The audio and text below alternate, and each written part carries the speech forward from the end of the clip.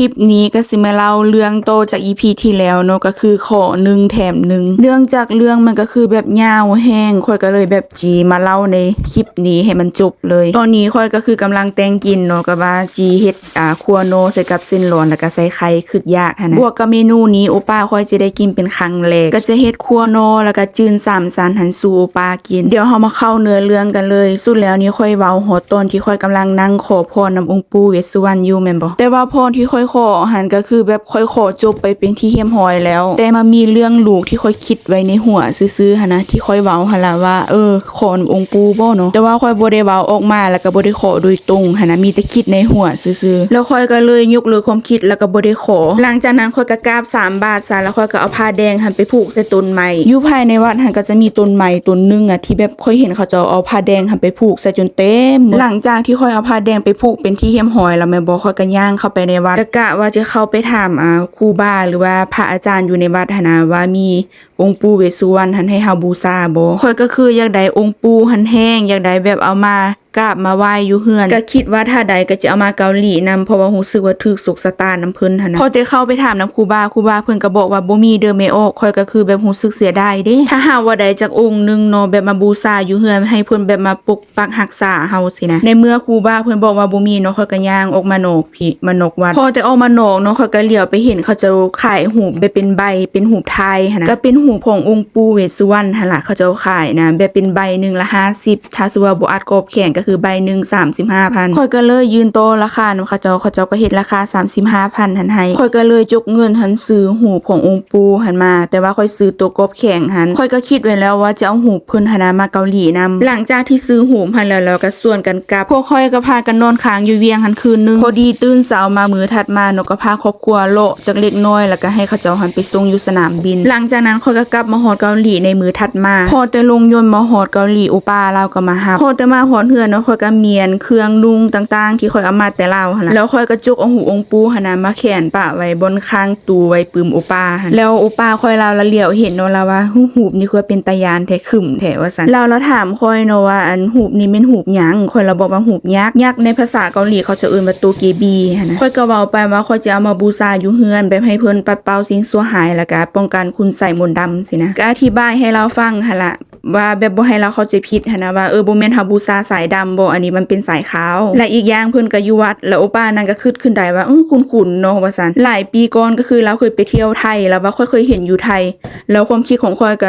็น่าจะเห็นอยู่สนามบินอยู่ไทยบ่แบบสนามบินอยู่สุวรรณภูมิหั่นนะเราก็ว่าแม่นได้แบบคล้ายคือกันแต่ว่าองค์นั้นจะเป็นองค์สีทองว่าซั่นละว่านะองค์สีค่ำว่าซั่นแล้วเราก็ถามค่อยอีกได้ว่าเจ้าฮู้ได้แนวใดว่าอยู่สนามบินอยู่ไทยหามีหยังค่อยก็บอกเราไปนะว่าค่อยเห็นน้ำข้าวแต่ว่าค่อยหาบ่เคยไปเที่ยวไทยจักเทื่อดอกค่อยแต่อธิบายให้เราเข้าใจแล้วเราก็บ่ถามอีหยังโตอีกแต่ว่าค่อยก็บ่ได้ปากบอกได้ว่าค่อยหันไปวัดไปขอเรื่องการงานการเงินนั่นคือแล้วหลังจากเมียนเครื่องอีหยังเป็นที่เรียบร้อยแล้วค่อยก็พักผ่อนอยู่เฮือนหันประมาณ2 มื้อพอดีขึ้นมื้อที่2หันหัวหน้าค่อยก็เซตมาเนาะว่าอันมื้ออื่นนี่จิกลับแล้วเด้อกลับมาเกาหลีแล้วมื้ออื่นละแม่นเปิ้นหารปกติเด้อห้องครัวก็เปิดปกติรับออเดอร์เฮ็ดอาหารคือเก่าค่อยก็คือดีใจขนาดเพราะว่าถ้าได้เฮ็ดเวียงเฮาก็ได้เงินสินะอีกอย่างเงินที่ค่อยเก็บออมมาก็คือไปใส่อยู่ลาวให้หมดแล้วบ่เหลือจักวอนเลยพอดีตื่นเช้ามามื้อใหม่เนาะค่อยก็ไปเวียกปกติก็คือเข้าเวียกประมาณ9 โมงค่อยก็เอากาแฟดาวหันไปตอนหัวหน้าค่อยหัน2 ถุงส่วนหลายอยู่ลาวเฮานำใส่เครื่องแบบนำเข้ามาจากไทยดังนั้นของฟ้าของตอนจากลาวเฮาค่อยเหลียวเห็นแต่กาแฟดาวหั่นแหละค่อยก็เอากาแฟ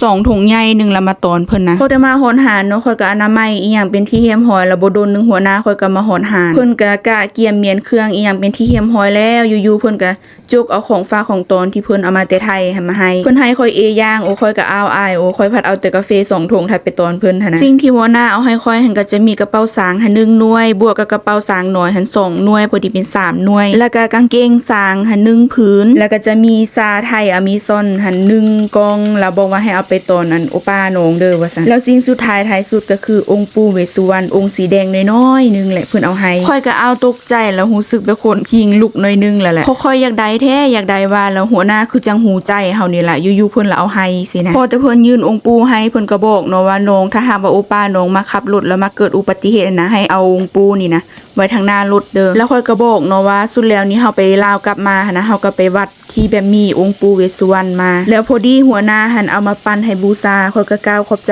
หลายๆแล้วบัดนั้นมาข่อยก็บ่ได้ลุ่มอีหยังยาวดอกเพราะว่ามันหอนโมงเฮ็ดเวียกแล้วหั่นนะพอเลิกเวียกกลับมาเฮือนตอนแรกเนาะข่อยก็เอาองค์ปู่หันขึ้นหิ้งไว้บูชาโอป้านางก็ขี้สงสัยคือเก่าหั่นล่ะว่าแบบจะไปเอาอีหยังมาบูชาอีกละข่อยก็บอกเราไปเนาะว่าหัวหน้าให้มาโตกิบี้ก็บอกก็เป็นยักษ์หั่นล่ะยักษ์คือกันกับหูพลาตั้งแต่ว่ามาจากคนละวัดพอดีเลยจากมือนั้นมาประมาณอาทิตย์ปลายจื้อใดว่าค่อยนั่งกินข้าวนำโอป้าตอนสวยบ่แม่นวันอาทิตย์กับวันจันทร์นี่แหละเพราะว่าค่อยมีมือพักเวียกหัน2มือเด้อยู่ๆโอป้านางละเว้าขึ้นว่าหัวหน้าค่อยบอกว่าเดือนหน้าจะขึ้นเงินเดือนให้ค่อยก็ถามเราเนาะว่าหัวหน้าเจ้าจะขึ้นให้เท่าใดเราก็บอกค่อยมาตรงๆเลยแหละว่าอันจะขึ้นให้จาก3ล้านไปเป็น5ล้านไปค่อยก็บอกเราเป็นข่าวดีเนี่ยหั่นน่ะเจ้าก็เป็นตาขึ้นเงินค่าขนมไม่ค่อยได้แล้วล่ะอุปาแล้วก็หัวแล้วเราก็บอกว่าก็ได้เดี๋ยวค่อยจะขึ้นให้จาก250,000หันเป็น300,000 วอนแล้วค่อยก็คิดขึ้นมาได้ว่าอุ้ยค่อยไปล่าสุดแล้วนี้ค่อยไปวัดไปขอเรื่องการงานการเงินให้กับอุปาได้เนาะเว้ามาแล้วค่อยก็ขนคิงลูกค่อยก็ได้แต่คิดในใจเนาะว่าบ่ว่าองค์ปู่เพิ่นสิประทานพรให้ไวขนาดนี้แล้วค่อยก็บอกให้อุปาฟังว่าค่อยหั่นน่ะไปขอพรเรื่องการงานการเงินนั้นให้เจ้าอยู่วัดโตกิบี้นี่ล่ะค่อยก็ว่าสีแล้วเราก็เชื่อได้บ่เชื่อได้แต่ว่าเบิ่งจากสีหน้าเราแล้วเราเป็นคนประเภทที่แบบว่าจีเชื่อหรือบ่เชื่อแต่เราบ่เคยลบหลู่ได้อุปาค่อยนะจีนิสัยคือกับค่อยเลยแบบจีเชื่อหรือบ่เชื่อแต่เฮาก็บ่ลบหลู่ในสิ่งที่เฮาเบิ่งบ่เห็นสินะพอดีข่าวดีตัวนี้จบไปแม่นบ่อีกประมาณอาทิตย์ปลายนึงสิหมดเดือนแล้วแบบสิเข้าเดือนใหม่แล้วหั่นนะช่วงนั้นค่อยก็เอากระวนกระวายก็เพราะว่าประจำเดือนค่อยบ่มาแต่ก็บ่ได้โคนบ่ได้คิดอีหยังหลายเพราะว่าค่อยเป็นคนที่แบบหมดหลูบ่แข็งแรงบวกกับประจำเดือนหันมันบ่เคยมาแบบปกติจักเทื่อบ่ปกติแท้ๆนี่ก็สนเจ้าแบบถ้าสมมุติว่าเดือนนี้มันมาวันที่10ปลายเดือนหน้ามันมาวันที่20ปลายหรือว่าบางเดือนมันมาวันที่10ปลายน้อยวันที่10ปลายใหญ่บางเดือนมันมาวันที่20ปลายน้อยวันที่20ปลายใหญ่สิมันจะบ่ปกติเลยบวกกับในเดือนนั้นหั่นนะค่อยมีอาการแบบเจ็บหน้าอกเพราะว่าถ้าหากว่าค่อยเจ็บหน้าอกนี่ประมาณ3มื้อประจำเดือนจะต้องมาอาการเจ็บของแต่ละคนมันบ่คือกันเนาะค่อยนี่มักเจ็บหน้าอกมักเจ็บทั้ง2เต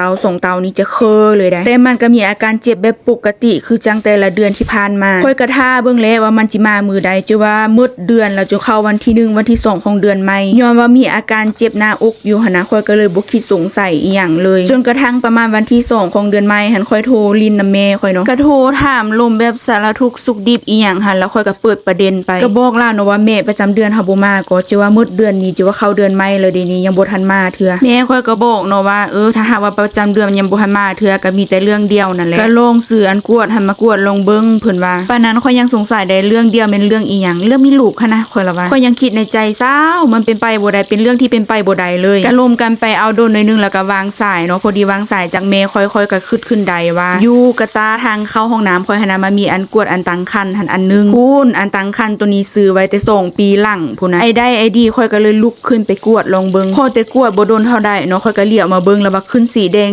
82ขีดพุ่นป๊าดจิโทค่อยจวดตกใจเอาแถวว่าค่อยก็มาปืดเบิ่งหน้าซองหลังซองเนาะว่าวันเดือนปีผลิตเขาเจ้าบ่แม่นหมดอายุแล้วบ่จักเฮ็ดหยังว่าอยู่ๆมันสิขึ้น2ขีดสินะพอดีออกมาจากห้องน้ำหันเจอโอป้านางยืนกินน้ำอยู่นางก็เลี้ยวมาเห็นค่อยกำลังจับอันเครื่องตรวจคันอยู่หั่นแหละนางก็ถามว่ามีหยังค่อยก็เลยบอกแล้วว่าเจ้าลองเบิ่งวันเดือนปีผลิตมันดูบ่แม่นหมดอายุแล้วว่าทั้ง2คนพวกค่อยก็คือยืนเบิ่งหน้ากันแบบค่อยคิดแต่ในใจว่าเป็นบ้าบ่ว่าจิมีมันบ่แน่ใจอีหยังสักอย่างในตอนนั้นเพราะว่าตอนนั้นค่อยก็กินข้าวอิ่มเนาะก่อนสิมากวดหั่นนะโอป้านางก็บอกว่าเดี๋ยวค่อยสิออกไปซื้อตัวกวดอันใหม่มาให้เดี๋ยวสิมาเล่าต่อใน EP 3เด้อตอนนี้ก็คือค่อยขอตัวไปกินข้าวก่อนตอนนี้อยากกินข้าวแห้ง